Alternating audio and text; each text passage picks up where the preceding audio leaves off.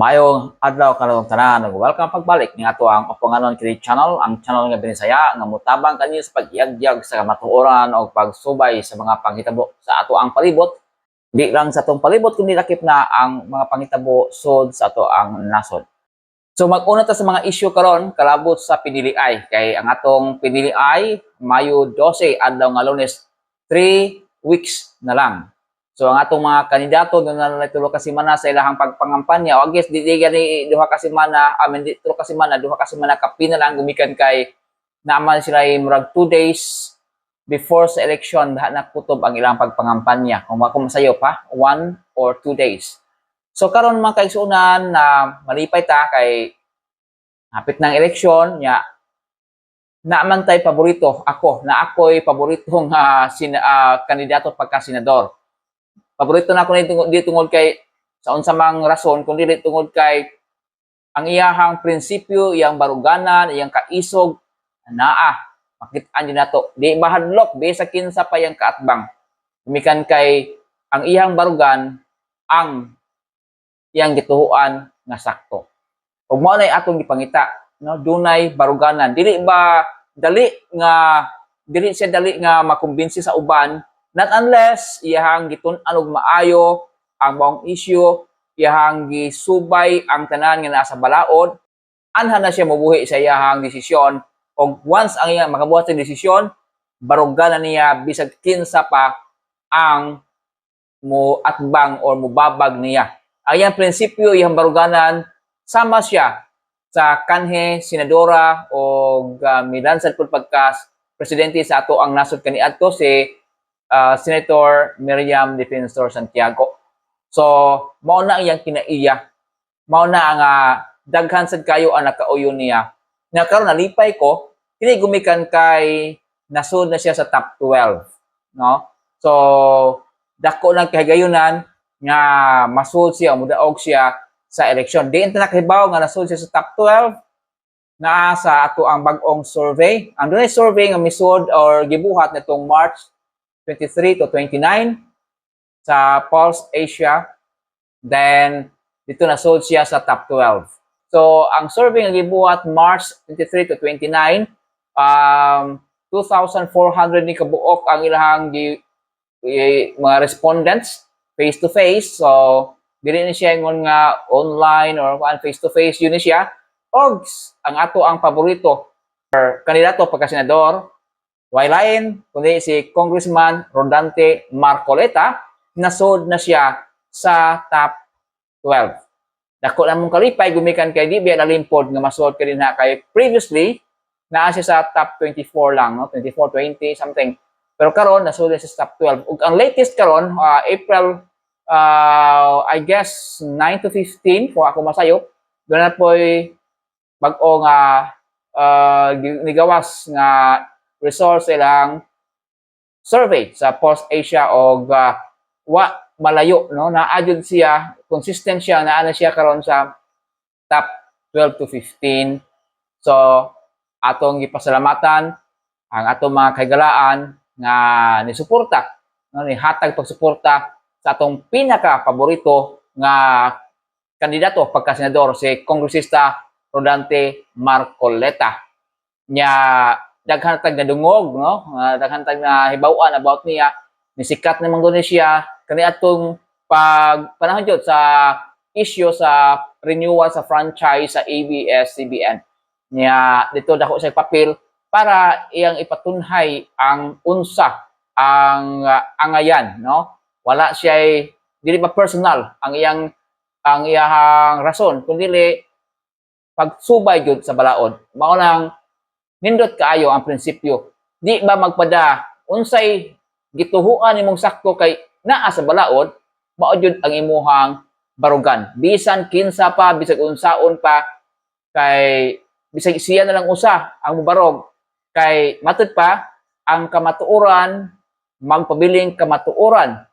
Bisan pag wa na or bisag usa lang ang mibarog og mituo niini. Ug ang bakak magpabiling bakak. Magpabilin yun ang bakak. Bahalag nituo ang tanan. Gawa sa usa. Something like that, no? So, mao na ang baruganan sa atong pinaka-paborito nga kandidato pagka-senador. Number 38 sa baluta, Rodante Marcoleta. Usa siya ka-abogado, na ilan siya sa iyang prinsipyo nga di jud matuis, mubarog, musukol, basta ang iyang gituhuan mao ang kamatuoran. Mao na siya nga ato na siyang pakpakan, ato siyang hangupon nga sa umabot nga eleksyon, natural atong butaran. Katong wa pa makaila, wa pa maka di kay suwito kay matud pa sa survey, mga kaigsuonan, mga kahigalaan nga gibuhat, no? That was last week sa March, ang aware, no, ang nakahibaw nga milansad si Marcoleta is only 74%. Unya ang iyang mga kauban sa Senado o sa mga kandidato na ay 100%, 98%, 99%. Buti pa sabot, daghan na kaayong nakahibaw nga milansad sila pagka senador. Nya si Marcoleta lang ang dunay 74% lang nga awareness nga milansad siya. So dako-dako pa ang trabahoon, wala mitabang mitabang ko niya nga ipahibaw kaninyo nga si Marcoleta, si Congressman Rodante Marcoleta, milansad ni siya pagka-senador. O para sa umaabot nga piniliay karong May 12, 2025. Ang nahitabo manggod, last election 2022 nilansad pud ni siya pero ni atras siya few weeks before sa election. Karon, doon naman ko yung mga rason nganong ni atras siya kay kulang sa pagpangandam. Pero karon matod niya di na jud na siya mo atras og maghinaota. Di jud man mo wala mo barog jud siya, di na jud siya mo atras og pabili niya nga ipakita ang iyahang pagkaligdong nga pagkatao kung maabot siya sa Senado nakahibaw ta daghan siya mahimo kay wa na siya pakialam kung kinsa iyahang natumban, kung kinsa ang iyahang unsa iyang sagubangon, basta naa sa sakto, no? Iyahan ang barugan. Gitawag ni siya og pambansang simangot. Gumikan kay kung makita nimo siya, tagsal kakita niya mo smile. Pirmi na siya nga nagmugot ba? Tanaw ninyo murang nagmugot pirmi. Gumikan sa iyahang kalagot nganong naa paning mga gipili nga manguna unta sa tong nasod niya wala noon magpakita o wala mo barog sa sakto sa kamatuoran. So mao na siyang pirmi na siyang gitawag siya pambansang simangot kay pirmi na siyang gamugot. Pero wala pasabot nga bati siyang batasan. Iya lang ipakita nga seryoso siya sa iyang katungdanan. So karon nga milansad siya pagka-senador, nindot kaay ni nga mabutang siya kay daghan kay tag makita unya nga iyahang buhaton. Usa sa iyaha yung gipaningkamutan nga mapatuman na although nanas balaod pero ang patuman kinibang pagpaubos sa sa bayranan sa kuryente, sa konsumo nato sa kuryente kay kita man sa tibuok Asia if not the entire world kita ang pinakamahal og kuryente. So alang nato mga wala pa kay kaila ni Rodante Marcoleta atong ipaila kaniya pilagi sa usa to ka vloggers nga maayo kayo nga mapasabot sa mga nahimo sa mga plano ni Rodante Marcoleta o mas mapaila niya kung kinsa jud si Rodante Marcoleta og ngano nga siya mismo ni daig og maayo ni kongresista o karon kandidato pagka-senador Rodante Marcoleta. I cannot help but think of another candidate who risks falling short without the same kind of push. Rodante Dizon Marcoleta, ang pambansang simangot. Marcoleta is the guy who walks into a room, simangot in place, and leaves no doubt that he means business. He's the kind of public servant whose sharp legal mind that in line with the time-honored tradition of according courtesy to the office of the Vice President, I move to terminate. Malalim na understanding of governance and no-nonsense demeanor make him stand out. But in a world obsessed with trending hashtags and viral moments, his substance often gets overshadowed by flashier candidates. Now don't get me wrong. Marcoleta does not need to change who he is. What he needs is a team to amplify his story and bring his ideas to the forefront. Maybe like a lot of Filipinos, he first caught my attention during the ABS-CBN hearings. Mawalang galang na po, Mr. Lopez. Pwede ba naming hilingin sa inyo na i-recite ninyo yung unang linya ng Panatang Makabayan? Unang linya lang. Congressman Zarate, baka gusto mo ng tulungan. I take exception to the side comments of Congressman Marcoleta. Baka lang gusto nyo pong tulungan. I have my own time. Iniibig ko ang Pilipinas. Salamat po. Mr. Speaker, While others disliked him for his role there, of course, they were biased towards ABS-CBN, Marcoleta stood out to me. Tanggalin natin yung PR machinery of a media giant like ABS-CBN, and you will see he was not attacking for the sake of it. He was defending the Constitution and standing up for the people. I mean, come on. ABS-CBN had overstepped legal boundaries, violating foreign ownership rules, evading taxes, and using PDRs or yung Philippine Depository Receipts to sidestep constitutional restrictions. Marcoleta held them accountable, even when it meant going against the prevailing public sentiment. It was an unpopular stand, but it was necessary. Much like Miriam Defensor Santiago's fiery defense of Chief Justice Renato Corona during his impeachment trial. Remember that? Hindi natin susundin ang rules of evidence. Hindi ka pwede magdala man kayo ng papel sa korte. I-authenticate mo. Kung hindi mo intindi kung anong authenticate, di huwag kang abogado dyan. While the nation was quick to brand Corona as guilty, Miriam questioned the hearsay evidence and political maneuvering that defined the trial, steering the conversation back to the principles of due process. No person shall be deprived of life, liberty, or property without due process of law. And the rule of law. There will be a uniform rule of law, not the rule of men or of people who bribe judges and other arbitrators in litigation.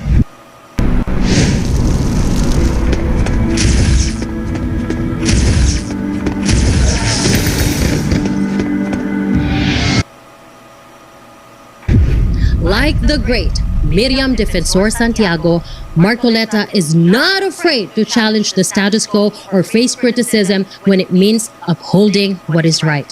Now back to current events. Let us talk about the PhilHealth budget, or the fact that it got zero subsidy for this year in the budget. Ang sabi ng mga mambabatas, dahil may 600 billion peso reserve funds ang PhilHealth, okay lang na wag sila bigyan ng budget. Marcoleta's stance on PhilHealth's reserve funds is worth the listen. Hindi talaga tama. Pangalawa, hindi lamang yun. Paano ngayon yung batas na sinasabi na merong share kasi yung PhilHealth sa tax na nanggagaling sa alcohol, sa beverages, at saka sa tabako?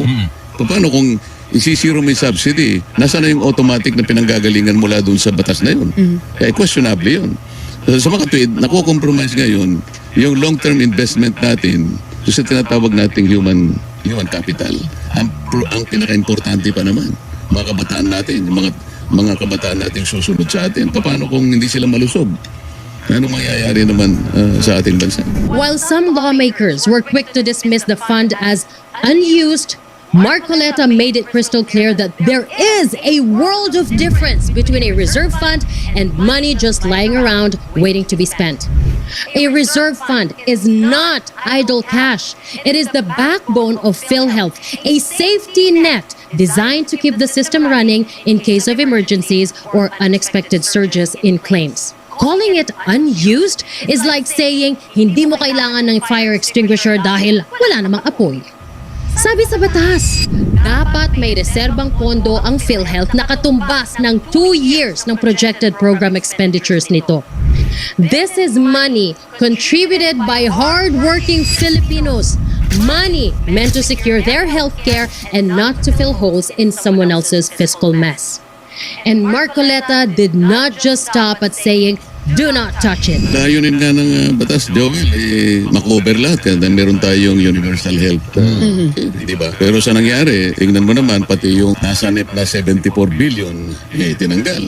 At hindi nga na-restore, di ba? Pagkatapos, ang katwiran nila sapagkat may 600 billion daw ang PhilHealth na unused. Hindi po unused yun eh. Yun ay reserve Nakalagay sa batas, kailangan meron silang 2 taong reserve fund. ito yung fiduciary na responsibility ng PhilHealth sapagkat meron silang members na nag-contribute dun eh. Hindi mo pwedeng galawin yun. Kahit yun ay lumaki ng lumaki, na dapat namang lumaki sapagkat para sa kanila yun, dalawang bagay yung pwede mong gawin. Kung malaking-malaki na, pwede kang mag-invest. Para lalong lumaki yun. At pagkatapos, kung malaki na, edi yung coverage ng kanilang hindi na 30%, gawin mo ng 75%. Ibig sabihin, hindi mo dapat tanggalin yun eh. Why not invest part of the reserves responsibly so they grow? Ganda, di ba? Or better yet, expand healthcare benefits o lawakan ang coverage para mas maramdaman ng mga members ang value ng kanilang contribution. It's the kind of practical, results-oriented thinking that sadly we do not see nearly enough of in Congress. This is exactly the kind of thing the late Joker Arroyo would have championed. Joker, sa mga hindi nakakaalam, treated public funds like they were more sacred than a congressional prayer meeting. In 2011, around 55 billion in 2012 yung gap. It was spent by DBM. Question, by what authority did they spend it? Hindi pwede yung basta gagastusin nila. Alam mo, when you spend money, yung public expenditures, you have always to have an authority. Hindi pwedeng you can just spend it. You can imagine kung gano'n ang practice. So in other words, pag may savings, pwede mong pambudbud pas kita nino because sasabihin mo lang it's under gap. He would have nodded in approval at Marcoleta's fiscal discipline. Joker was frugal to the bone. Did you know that his Senate staff only composed of a driver, a secretary, and a legislative assistant? Kahit bodyguard, wala. Joker refused to touch pork barrel money. Hindi ko nga tinatanggap yung PDAP. Bakit ko tatanggapin ko yung DAP? If I did not like PDAP, lalo na itong DAP na walang authority. You ask every senator. Walang alam din sa DAP eh. Ngayon lang nalalaman itong bagay, itong DAP na ito eh. And here's Marcoleta doing the same with PhilHealth's reserve fund, making sure the people's money stays where it belongs. Tapos, maririnig natin ang mga leader natin, dinidefend ang zero budget ng PhilHealth. Mapapasimangot ka talaga eh. Suddenly, Marcoleta's signature si Mangot makes sense. Sino matutuwa, di ba? Pwede naman lawakan ang coverage sa atin, pero wag na lang. Suddenly, Marcoleta si Mangot feels like a public service announcement. When you see it, you know something is seriously wrong. But if you think that's bad, wait until you look at the energy sector. The Philippines has somehow managed to crown itself a champion of high electricity rates. We pay around 11 pesos per kilowatt hour. Sa Indonesia, ang kuryente, 550 per kilowatt hour. Sa Malaysia, 275. We are paying 2 to 4 times more than our neighbors. According to globalpetrolprices.com, electricity prices in the Philippines are 132% higher than the global average and a jaw-dropping 247% higher than the Asian average. It's as if someone decided, ooh, let's make paying for kuryente a national sport and let's go win! During the National Peace Rally of the Iglesia Ni Cristo, Marcoleta pointed out that he had filed 10 bills to lower electricity rates. Hulaan ninyo kung ilan ang pinag-usapan sa Congress. Meron po akong isinulong na 10 panukalang batas na ang tanging layunin ay ibaba ang kuryente sa bansang ito. Ikinalulungkot ko pong ibahagi sa inyo na kahit isa'y wala man lamang pong nadinig. Zero! Nada! Kaya pala ganoon na lang ang pitik niya sa mga pahiring sa Kongreso sa mga kalaban ng administrasyon in the guise of inquiries in aid of legislation. And he's right. While Congress puts on its endless political soap opera, real solutions that could actually help all of us Filipinos are sitting in a filing cabinet somewhere. Nung kinukonfirm namin ng Secretary of Energy, ako lamang ang nagtanong sa kanya ng 2 araw. This is on the record because I wanted him to do this. In-outline ko lahat ng dapat nating gawin para yung fundamental and underlying objective of that law should be achieved. Umuo siya lahat. Nang sinabi ko, 2 pahina yon. Natupad Kahit po ba? isa walang natupad. Take systems loss charges, for example. The ridiculous practice of charging consumers for electricity that gets lost along the way. At ang problema, Congressman, ilang kongreso nang nakalipas, ang dami pong panukalang batas tanggalin na systems loss pero walang nakakapagtanggal. O wala kasing gustong magsimula. So, Ako nagsisimula ako, ayaw nila akong tulungan. Buti pang Lazada o ang Shopee. Kapag nawala ang package mo while in transit, may refund. Hindi mo kailangan bayaran. Sa kuryente, kapag may sira ang system o may jumper o may leak ang insulators, mga factors na hindi naman natin kasalanan as consumers ay kailangan nating bayaran. Bakit yung ninakaw na kuryente kasama ka nagbabayad? Wala kami choice. O kaya nga, pero ang bayad mo kasama yung system loss. Sali, hindi Tama? dapat. This is why Marcoleta proposed the System Loss Limitation Act or House Bill 160 to cut recoverable system loss rates from 14% for rural cooperatives and 9.5% for private utilities to just 1%. Ang sinasabi ni Marcoleta sa mga kumpanya, stop making people pay for your inefficiencies. Fix it yourselves. Hindi ba napakataas ng ating kuryente? Ano ba yung pinakaunang layunin kung bakit natin ginawa yung EPIRA in 2001? 24 years ago. Yung pinakaunang layunin, sabi niya, ensure the delivery of electricity to our people, reliable, quality, and affordable rates. Then there's his push for real competition in the electricity market through reforms to the EPIRA and the implementation of ARCOA or the Retail Competition and Open Access. Parang ganito yan. Imagine, nasa palengke ka, bibili ka ng bigas, pero isa lang ang stall na nagbebenta ng bigas. If that is the case, pwede nilang presyohan kahit gaano kataas ang bigas nila dahil wala kang choice. Bibili ka sa kanila dahil walang ibang pwedeng pagbenta ng bigas sa palengke na yon. Now imagine, a new rule is made na pinapayagan ang ibang tindahan na pumasok sa palengke at magbenta ng bigas. Suddenly, you have choices. Pwede ka na magkumpara ng presyo, pumili ng tindahan na may best deal o mamili ng klase ng bigas na pasok sa budget mo. Dahil nagko-compete ang mga nagtitinda para piliin mo sila. Either bababaan nilang presyo o sisiguraduhin nila na maganda ang bigas nila. That is what ARCOA is like for electricity. Right now, most people can only get their electricity from one provider in their area. And these providers charge whatever they want. Sa ARCOA, pinapayagan ang mga malalakas kumonsumo ng kuryente katulad ng malls and factories or pwede in the future, villages and condos na humanap ng options para sa kanilang electricity provider. These companies will compete, which can lead to lower prices and better service. It's about giving people like us more control and better options. Imagine that. A world where electricity companies ang nanliligaw sa'yo. It's practical. It is smart, and it is long overdue. Bakit hindi pinatutupad ng ERC yung provision ng ating EPIRA na mayroon doon na ARCOA? Ano ba yung ARCOA? Pakwenta mo yung aggregate na konsumo ng inyong gilids. Kapag ka nakwenta mo 500 kilowatts, pwede na kayong mamili ng retailer. Not necessarily Meralco mag-supply sa inyo. Nasa batas yun eh. Ito yung mga paraan. Sundan lang natin ang batas. Wala nga nagpapatupad. Meron pang aggregation. Now, you might expect me to compare Marcoleta to former Senate President Juan Ponce Enrile. I mean, Enrile did, after all, have plenty to say about energy issues. But no. Let's save him for later. Instead, let's talk about another pambansang simangot, Panfilo Lacson. Remember Lacson's fight against pork barrel corruption? Like when he called out the 200 million pesos in hidden pork allocations in the 2011 budget, like it was the most obvious thing in the world.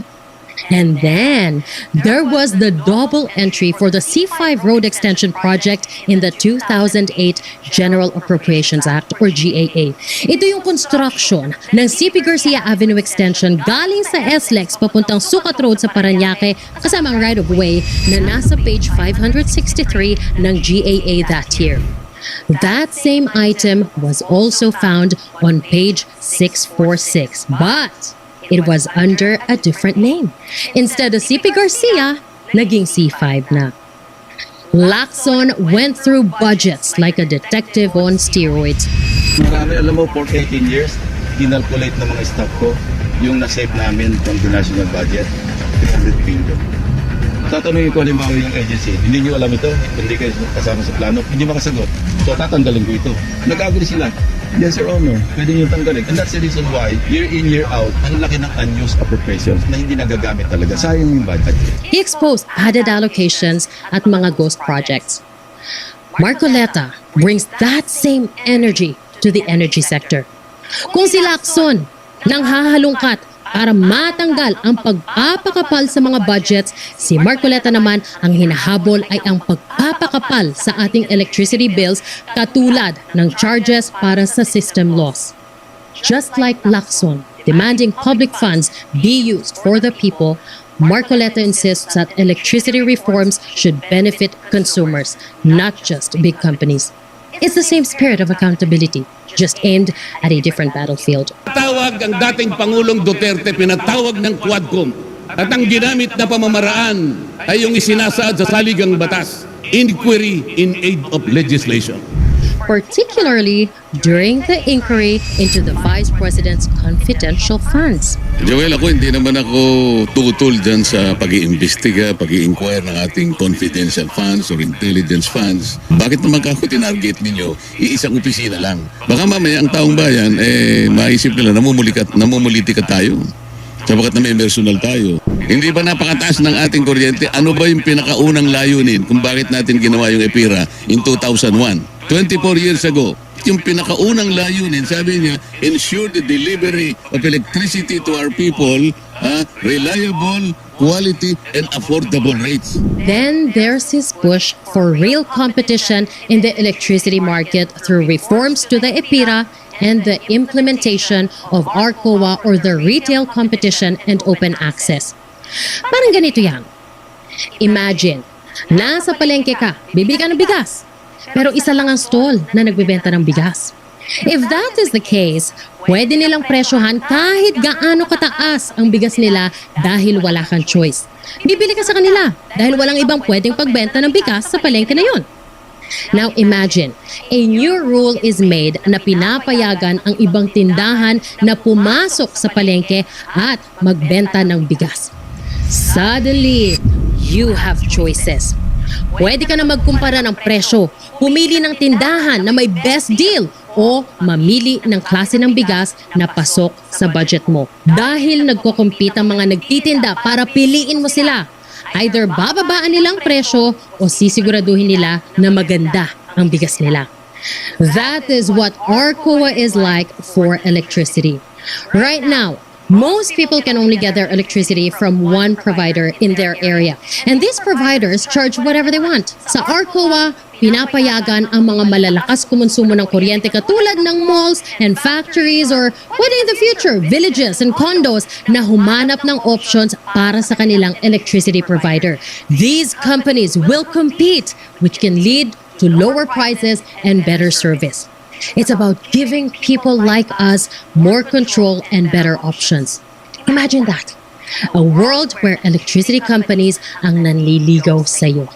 It's practical, it is smart, and it is long overdue. Bakit hindi pinatutupad ng ERC yung provision ng ating EPIRA na mayroon doon na ARCOA?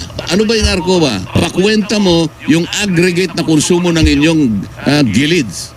Kapag ka nakwenta mo 500 kilowatts, pwede na kayong mamili ng retailer, not necessarily Meralco mag-supply sa inyo. Nasa batas yun eh. Ito yung mga paraan, sundan lang natin ang batas. Wala nga nagpapatupad, meron pang aggregation. Now, you might expect me to compare Marcoleta to former Senate President Juan Ponce Enrile. I mean, Enrile did, after all, have plenty to say about energy issues. But no. Let's save him for later. Instead, let's talk about another pambansang simangot, Panfilo Lacson. Remember Lacson's fight against pork barrel corruption? Like when he called out the 200 million pesos in hidden pork allocations in the 2011 budget, like it was the most obvious thing in the world? And then there was the double entry for the C5 road extension project in the 2008 General Appropriations Act or GAA. Ito yung construction ng CP Garcia Avenue extension galing sa SLEX papuntang Sukat Road sa Parañaque kasama ang right-of-way na nasa page 563 ng GAA that year. That same item was also found on page 646, but it was under a different name. Instead of CP Garcia, naging C5 na. Lacson went through budgets like a detective on steroids. Marami, alam mo, for 18 years, kinalculate ng mga staff ko yung na-save namin from the national budget, 300 billion. Tatanungin ko halimbawa yung agency, hindi nyo alam ito, hindi kayo kasama sa plano, hindi makasagot. So tatanggalin ko ito. Nag-agree sila. Yes, Your Honor, pwede nyo tanggalin. And that's the reason why, year in, year out, ang laki ng unused appropriations na hindi nagagamit talaga. Sayang yung budget. He exposed added allocations at mga ghost projects. Marcoleta brings that same energy to the energy sector. Kung si Lacson nang hahalungkat para matanggal ang pagpapakapal sa mga budgets, si Marcoleta naman ang hinahabol ay ang pagpapakapal sa ating electricity bills katulad ng charges para sa system loss. Just like Lacson demanding public funds be used for the people, Marcoleta insists that electricity reforms should benefit consumers, not just big companies. It's the same spirit of accountability, just aimed at a different battlefield. Pinatawag ang dating Pangulong Duterte, pinatawag ng Quadcom. At ang ginamit na pamamaraan ay yung isinasaad sa saligang batas, inquiry in aid of legislation. Particularly during the inquiry into the Vice President's confidential funds. Joel, hindi naman ako tutol dyan sa pag-iimbestiga, pag-i-inquire ng ating confidential funds or intelligence funds. Bakit naman ako tinarget ninyo? Iisang opisina lang. Baka mamaya ang taong bayan, maisip nila, namumulitika tayo. Sabagat na may personal tayo. Kapag ka isa lang ang tinarget mo, at alam naman natin na ang tinarget mo ay kalaban sa politika sapagkat namumuuna yung presidential election nandiyan na sa horizon, mag-iisip ang taong bayan na politika lang ito. While others grandstanded for the cameras, Marcoleta went straight to the Constitutional Court asking, is this inquiry really in aid of legislation or are we trampling on the mandate of the Commission on Audit? It is a question that silenced the room. Bakit ka mag-iimbestiga, sabi ko sa kanila? Bakit ikaw magsusuri? Bakit ikaw mag-audit? Pwede ba ka ako ipaliwanag natin, Mr. Chair, kung tayo nakakagawa ka ako ng encroachment o baka we are usurping the very authority and mandate of the Commission on Audit? Of course, the chair, clearly unprepared for a constitutional debate, muttered a token, noted, Sinong maniniwala sa atin na tayo may karapatang gumawa ng batas para sa ikabubuti ng ating bansa?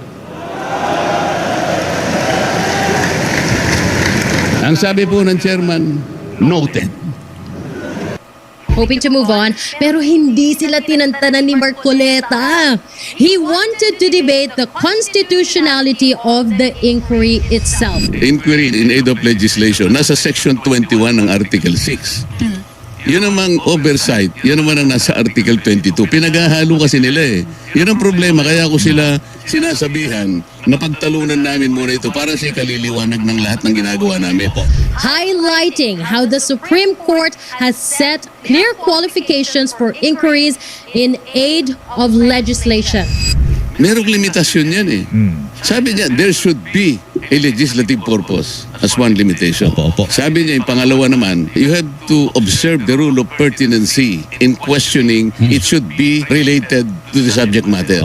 Pangatlo, you have to protect the rights of the persons appearing and affected by your inquiries. Ano yung essence and significance ng legislative purpose? Dapat meron ka nang nasa isip na there should be a contemplated piece of legislation eh. Kaya nagpapatawag ng hearing, meron kang gustong siyasatin siguro para makumpleto mo. They must directly result in crafting or amending laws, not serve as fishing expeditions or political vendettas.